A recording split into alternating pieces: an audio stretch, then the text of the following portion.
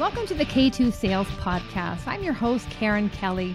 Every week, I'll be sitting down with a sales executive where they'll share their stories and experiences that produce game-changing results.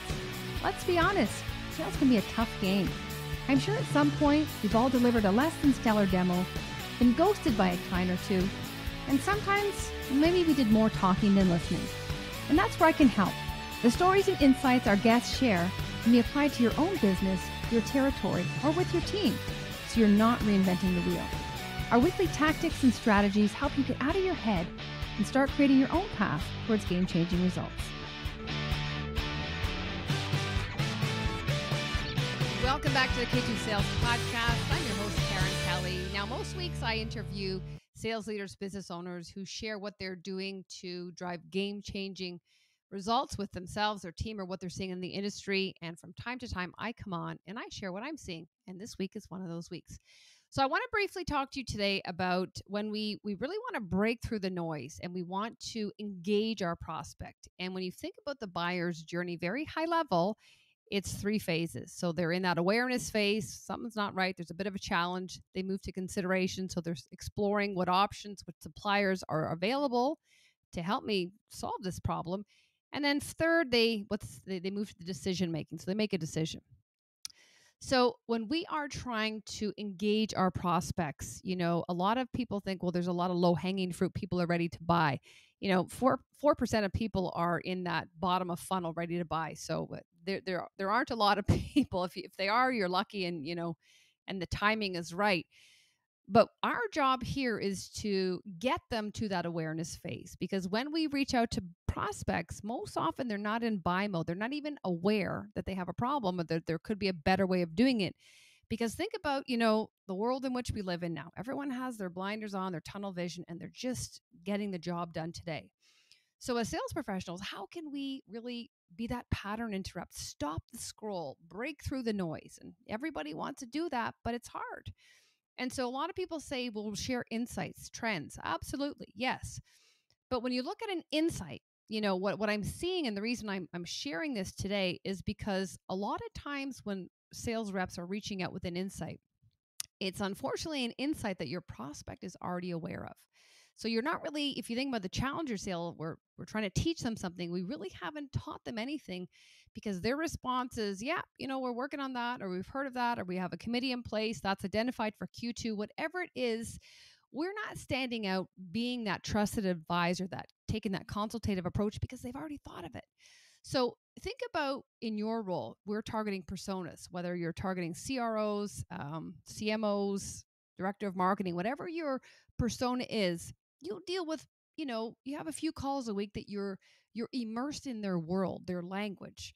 So you are, the expert in the external. You understand the challenges they're facing within their business, their product, the industry, because you talk to them all the time. And so how can you leverage these outsights, these external expertise with your prospects, so that when you're sharing an outsight, an industry challenge, their response is, wow, I didn't know that.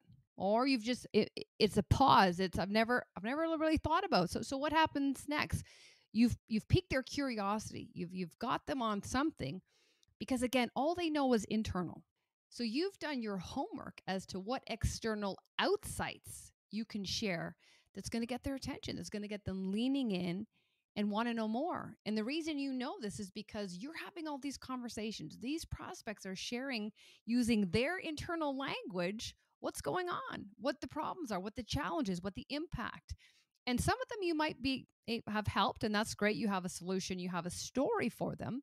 But others maybe not. And maybe you've seen what are the repercussions if left unaddressed. And again, this is how you can support these outsights. An outsight on its own may not be enough. How can we then tie this to what your prospect's doing and what they can expect if it's left unaddressed, because you've seen it in the past? So we're sharing outside as that external expert, and we're marrying it or bringing it to their attention, because they're the expert of internal. Okay, so how can we bring these two expertise together to really highlight and create an awareness of something coming that they weren't aware of? Because if they're aware of it, we haven't taught them anything. We haven't stood out, and they're going to continue to scroll and swipe, and we're just not breaking through that noise. So the purpose here is leverage your external expertise, your conversations, the language, the challenges that your prospects are sharing with you. Bring these into future conversations. So if you're outbounding, your prospects are not in that awareness phase. They most likely don't know that they have a problem. So how can you share this outsights, this external expertise with your customer, with your prospect, that's going to invite them to pause and reflect on the way they're doing business and getting the job done today, and start leaning in because you've got their attention. You are not selling. This is where we want to meet them where they're at. They're not even in the buyer's journey. They're not even aware they have a problem. So we're trying to move them into that first phase. So the worst thing you could do here is start pitching. We're not pitching a solution to somebody who hasn't even agreed that something's not right. They think everything's right at this point. So the message today is really understand the external outsights that you can share with your prospect that's going to move them or invite them or to get them thinking differently about the way they're getting the job done, that you can start guiding them gently into the buyer's journey so that they can move towards, go through the various stages. So again, they're the expert in internal processes, their business, but you're the expert of the external. So if we can share an outsight that they are unaware of, we're teaching them something. Okay. And then bridging on the challenger, we can teach them, we can tailor it as we move through the various stages. And then we can, we're taking control the whole time. We're really leveraging our expertise, the people we've helped, what we've seen for those who haven't done anything about this. And, leave it up to them. If this is the way they want to go, all we can do is share the outsights. But you can also build this into storytelling. Stories ignite the brain. This is how people make decisions. So how can you leverage the outsides, but also the right side of the brain with storytelling?